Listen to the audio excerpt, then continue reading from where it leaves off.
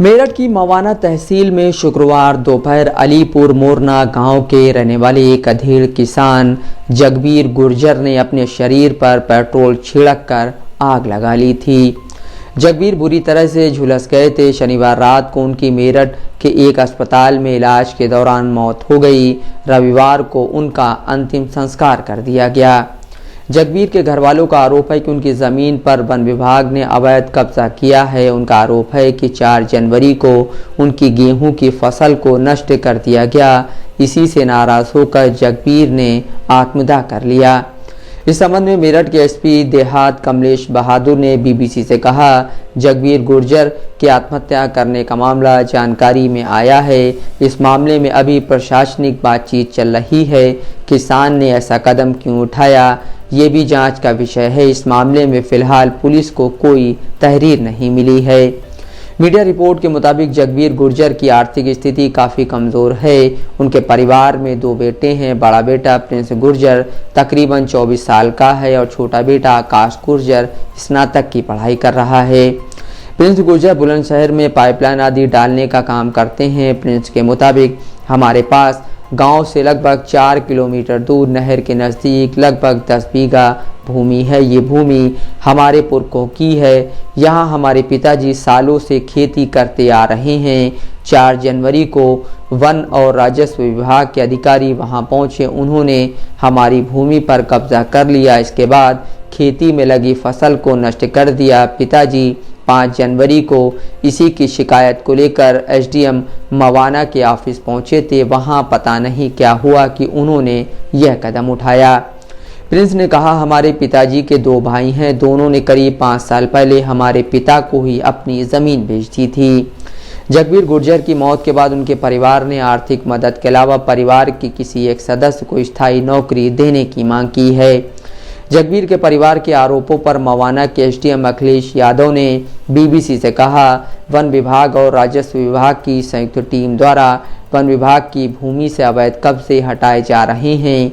जगबीर सिंह जिस भूमि को अपना होने का दावा कर रहे थे वो भूमि वन विभाग की है। वन विभाग ने उसको खाली कराया था। गांव के कुछ लोगों ने जगबीर को कुछ अनुचित कदम उठाने के लिए उकसाया। आवेश में आकर जगबीर ये सब कर बैठे। एसडीएम ने कहा, जिस जगह से अवैध कब्जे हटाए गए वहां भूमि बहुत अधिक थी। अधिकांश भूमि खाली पड़ी हुई थी, लेकिन लोगों ने उस पर कब्जा किया हुआ था। फसल भी बहुत छोटी छोटी थी। वन विभाग ने जब इस फसल को जोता तो जगबीर की फसल भी इसमें जुत गई। वन विभाग के अफसरों को ये मालूम नहीं था कि अवैध कब्जा किसने किया है। ऐसे में नोटिस किसको भेजा जाता। उन्होंने दावा किया कि अभिलेखों में भी भूमि वन विभाग की ही है। मेरठ के जिला वन अधिकारी यानी डीएफओ राजेश कुमार ने कहा, मुख्यमंत्री पोर्टल पर जगबीर के ही गांव से किसी व्यक्ति ने शिकायत की थी कि सरकारी भूमि पर अवैध कब्जा कर वहां खेती की जा रही है। उसको लेकर वन और राजस्व विभाग की टीम गठित कर वहां भेजा गया था। भूमि फॉरेस्ट विभाग की ही थी तो वहां चिन्हीकरण कर दिया गया था। किसान ने ऐसा कदम क्यों उठाया, ये जांच का ही विषय है। विभाग ने इस बारे में एक टीम गठित कर दी है। भारतीय किसान यूनियन व समाजवादी पार्टी और अन्य दलों के नेता जगबीर के परिवार से संपर्क साध रहे हैं।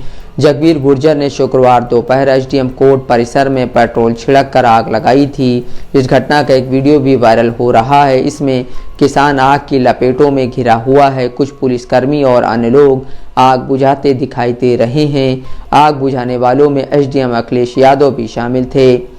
उन्होंने कहा, मैं अपने कार्यालय में बैठा हुआ था कि बाहर अचानक शोर हुआ। मैं जब बाहर निकला तो जगबीर के शरीर में आग लगी हुई थी। मैं तुरंत दौड़ा और अपनी जैकेट निकालकर उससे जगबीर की आग बुझाने की कोशिश की। इस प्रयास में मेरी जैकेट काफ़ी जल गई और मेरा हाथ भी थोड़ा झुलस गया। तुरंत ही उन्हें अस्पताल भिजवाया गया। मैं भी साथ में था।